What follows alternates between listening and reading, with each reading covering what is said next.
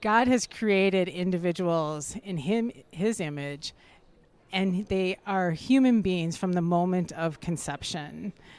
And he has revealed all these wonders and the awe of unborn life in the science that that the people, the knowledge that they have gained through experiments, and just as we talked earlier, not only through these experiments, but just seeing the unborn child inside the womb with the advancements in ultrasound. 50 years ago, you could barely see the unborn child. It was like gray and black and white schmutz.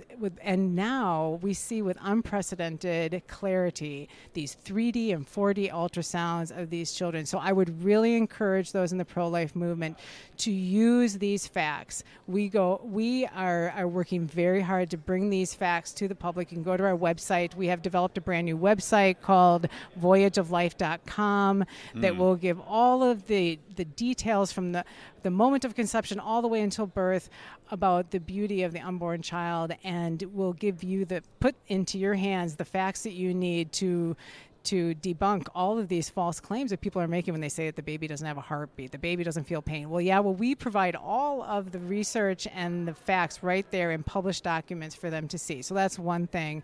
And then I share these facts with others.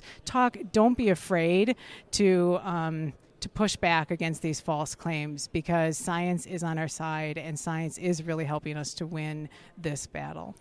From the Charlotte Lozier Institute, Dr. Tara Sander-Lee joining us today. It's National Religious Broadcasters 2022 in Nashville. Well, as we conclude, I want to shift gears.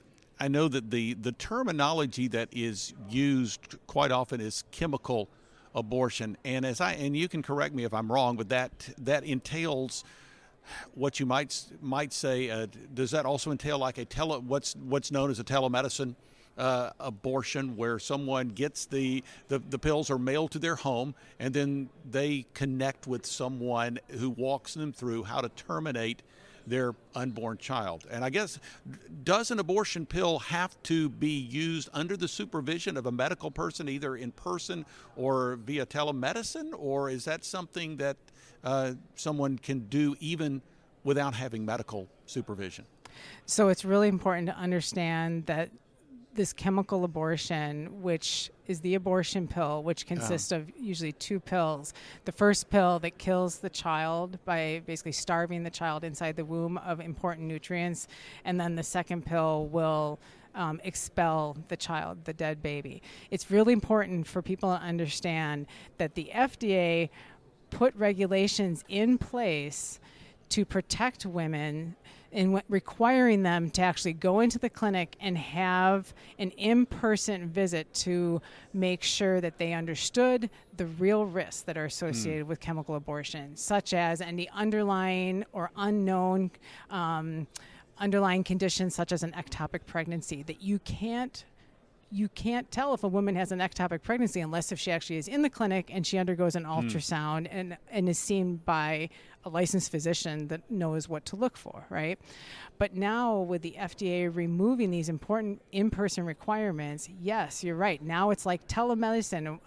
A woman can just pick up the phone, talk to another provider, or have just a simple Zoom call and say, yep, I'm pregnant, and then they can, and I want to abort my child, and they can send these pills through the mail.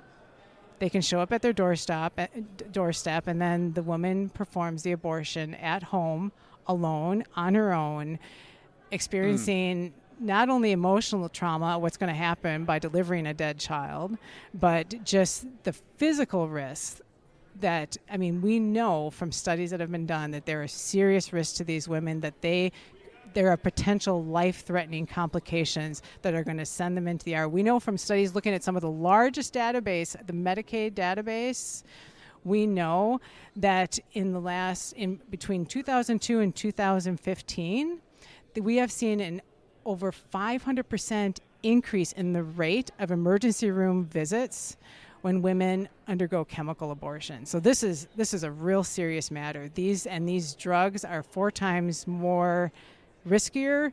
There's more harm, potential risks to these women than if they have a surgical abortion.